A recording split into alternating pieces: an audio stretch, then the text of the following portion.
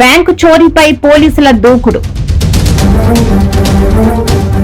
Rayaparthi SBI bank చోరీ ఘటనపై పోలీసులు సీరియస్. సిపి అంబర్ కిషోర్ నేతృత్వంలో దర్యాప్తు ముమ్మరం.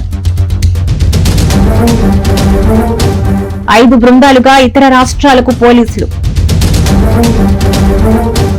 అంతర్రాష్ట్ర దొంగల ముఠాపైనే ప్రత్యేకంగా ఫోకస్.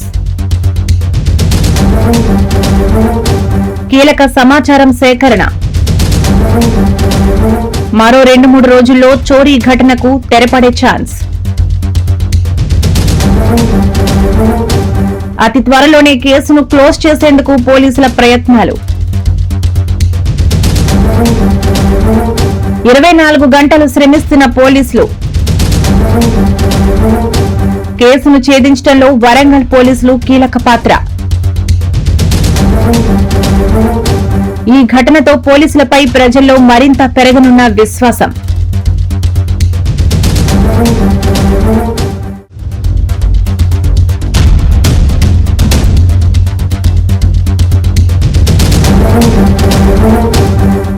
వరంగల్ జిల్లాలోని రాయపర్తి ఎస్బీఐ బ్యాంకులో చోరీ ఘటనలు వరంగల్ పోలీసులు సీరియస్ గా తీసుకుని దూకుడు పెంచారు. సిపి అంబర్ కిషోర్ ఆధ్వర్యంలో పోలీసులు ఈ భారీ చోరీని అతి త్వరలోనే ఛేదించేందుకు 24 గంటలు శ్రమిస్తున్నారు. అందుకు పోలీసులు 5 బృందాలుగా ఏర్పడి 5 రాష్ట్రాలకు బయలుదేరి వెళ్లినట్లు సమాచారం. ఇప్పటికే కీలక సమాచారం సేకరించిన పోలీసులు అంతర్రాష్ట్ర దొంగల ముఠాపైనే అనుమానాలతో కేసును దర్యాప్తు చేస్తూ ముమ్మరం చేయగా దొంగల పనిపట్టి ఎందుకు పోలీసులు తీవ్ర ప్రయత్నాలు చేస్తున్నారు. భారీ చోరీ కావడం వరంగల్ పోలీసులకు సవాల్గా మారడంతో కేసును ఛాలెంజ్ గా తీసుకున్న పోలీసులు అతి త్వరలోనే ఈ కేసుకు పోలీస్ స్టాప్ పెట్టి ప్రజలు పోలీసులపై మరింత విశ్వాసం పెరిగేలా సేవలందించాలన్న లక్ష్యంతో పోలీసులు విధులు నిర్వర్తిస్తున్నారు. ఈ భారీ చోరీ ఘటనపై అటు కమిషనర్ స్థాయి నుండి పొలిటికల్ పరంగా వరంగల్ పోలీసులకు ఒత్తిడి తీవ్రం కావడంతో కేసును ఎలాగైనా ఛేదించి దొంగలను పట్టుకోవాలని ప్రయత్నాలు చేస్తున్నారు.